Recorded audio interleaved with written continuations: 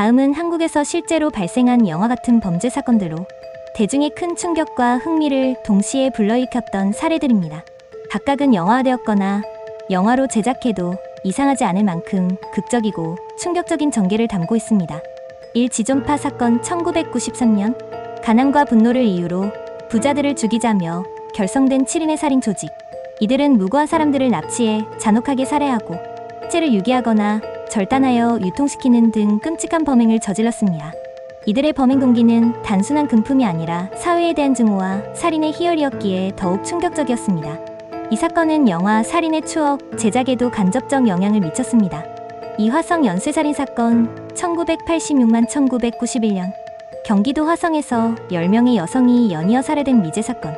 당시 한국 역사상 가장 유명한 미제 연쇄살인으로 29년간 범인을 찾지 못한 전설적인 사건이었으나 2019년 DNA 분석 기술로 이춘재가 범인으로 특정되며 충격을 안겼습니다.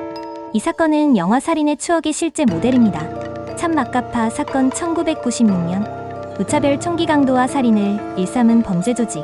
조직원들은 경찰도 무서워하지 않고 도심에서 대낮에 총격을 벌이며 사람을 죽이거나 부상을 입혔고 이들로 인해 1990년대 후반 대한민국은 무법지대라는 말을 들을 정도의 공포 분위기가 형성되었습니다.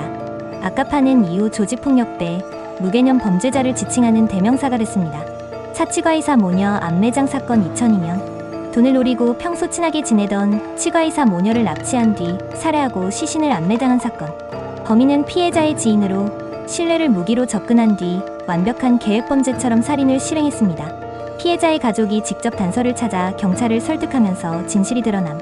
5. 신창원 탈옥 사건 1997년 전국을 떠들썩하게 만든 탈옥수 신창원. 경찰을 따돌리고 2년 동안 전국을 떠돌며 도피 생활을 이어갔고 인터넷 게시판에 직접 글을 남기며 경찰을 조롱하기도 했습니다. 한국 최고의 현실판 탈옥극으로 불리며 영화 추격자나 범죄도시의 소재적 영감을 주었습니다. 6. 청부살인 신봉래 사건 1992년 남편의 재산을 노린 아내가 평범한 주부였던 신봉래를 청부해 자신의 남편과 가족을 차례로 살해하도록 시킨 사건. 가정의 일상 속에서 벌어진 살인극이라는 점에서 대중의 충격이 컸습니다.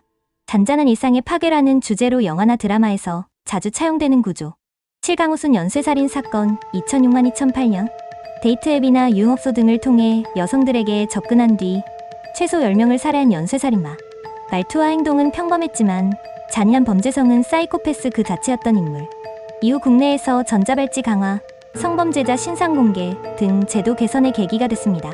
8. 이영호 유괴살인 사건 1991년 초등학생을 유괴한 뒤 몸값을 받고도 아이를 잔인하게 살해한 사건. 언론의 실시간 중계와 경찰의 허술한 대응이 겹쳐지며 사회적 분노가 극에 달했습니다. 이 사건은 이후 한국에서 형사소송법 개정 및 유괴 대응 매뉴얼 정비의 계기가 됐습니다. 9. 정남규 연쇄살인 사건 2004만 2006년 서울과 수도권에서 총 13명을 살해하고 20여 명을 다치게 한 연쇄살인범. 대부분의 피해자는 밤에 귀가하던 여성들이었으며 이유 없는 공격과 살인이 특징.